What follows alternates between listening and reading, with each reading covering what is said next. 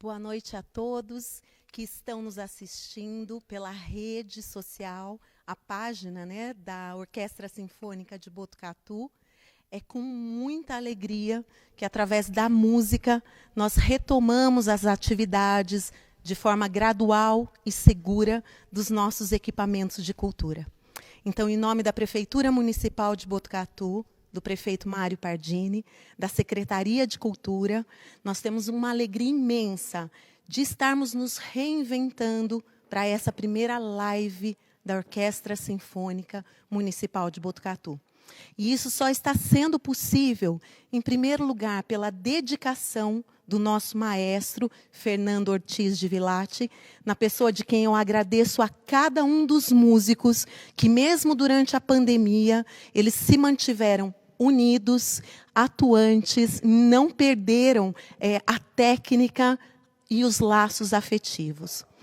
Outra importante manifestação de gratidão que eu gostaria de trazer e compartilhar com vocês foi a generosidade da diretoria da APAI, e aqui comigo o presidente Gilmar e a vice-presidente, doutora Lurdinha, que nos abriram as portas e possibilitaram que os ensaios fossem feitos de maneira presencial, mas segura, com o distanciamento. Toda a nossa gratidão a vocês. E nessa noite nós vamos contar com uma solista, uma jovem solista, a Natália Biasotto. Ela veio de Valinhos, a nosso convite, e nos traz a esperança. Então, a juventude aliada ao talento, à dedicação, o amor à música, nos dão esperança em dias melhores, no nosso futuro. E aproveito também para agradecer o sempre parceiro José Manuel, que nos traz o seu conhecimento, as suas histórias e vai acompanhá-los durante essa live. Muito obrigada a todos, tenho certeza que vocês vão gostar muito. Senhoras e senhores, muito boa noite. Bem-vindas e bem-vindos a este ressurgimento da Orquestra Sinfônica Municipal de Botucatu, que esteve oculta de seus olhos e de seus ouvidos, mas não esteve inativa. Como disse a secretária Cris, os músicos participavam de todos os ensaios à distância, participavam dos seus treinamentos, dos seus ensaios, e isso nos traz aqui hoje. Embora nós, a orquestra e o público, estejamos ainda distanciados por força da pandemia, estaremos juntos pela primeira vez desde o início desta terrível pandemia. E para esta apresentação memorável, o maestro Fernando Ortiz de Villati preparou um programa muito especial, com a surpresa que a Cris já falou, de uma jovem solista, e nós abrimos o espetáculo com uma peça bastante enérgica, de um dos grandes Bs da música erudita alemã, Beethoven. Os outros dois são Bach e Brahms, que ouviremos ao final deste espetáculo. A peça que abre esta nossa nova temporada é uma abertura, pois era uma peça musical que abria uma peça teatral chamada Coriolano. Esta peça conta a história de um general prestes a invadir e destruir Roma. E o primeiro tema que ouvirão é um tema muito enérgico que descreve a decisão militar do general. Em seguida, temos um outro tema mais terno, mais lírico, que descreve as súplicas da mãe do Coriolano para que ele não destrua Roma, que ele não invada Roma. Coriolano, como um bom filho e um mau general, desistiu de atacar Roma e teve um fim trágico. Entretanto, a música de Beethoven é imortal, é belíssima, e notem o início enérgico, a parte intermediária lírica, sutil, e o final novamente enérgico. Com as senhoras e os senhores, a Orquestra Sinfônica Municipal de Botucatu, em sua melhor forma, com o maestro regente Fernando Ortiz de Villati. Muito obrigado.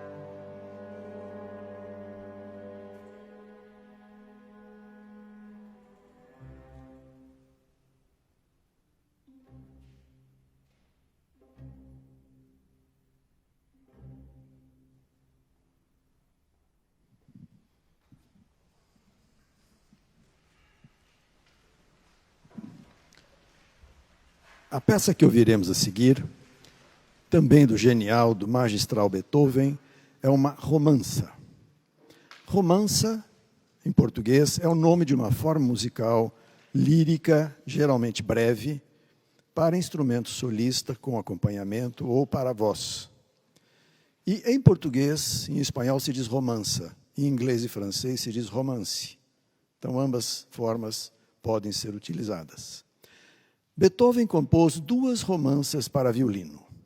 A que ouviremos é a de número 2, e foi composta por volta de 1800, quando Beethoven tinha 30 anos e acabara de saber do seu diagnóstico de surdez progressiva.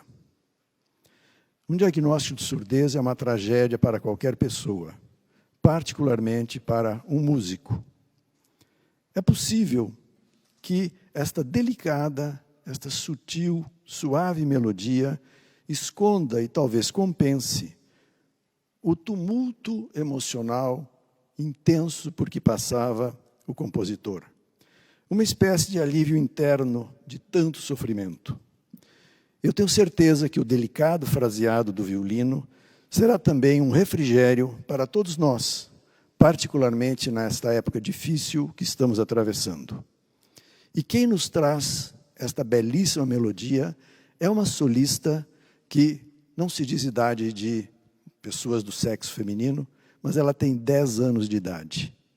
Ela toca violino há 7 anos. E nos últimos 3 anos participou de diversos concursos internacionais e ganhou diversos prêmios internacionais. Ela vem de Valinhos, e ela estuda em São Paulo com a professora Cecília Guida, e vai nos apresentar agora a Romanza número 2 para violino de Beethoven, com acompanhamento da Orquestra Sinfônica Municipal de Botucatu e a firme e destemida regência do maestro Fernando Ortiz de Villate.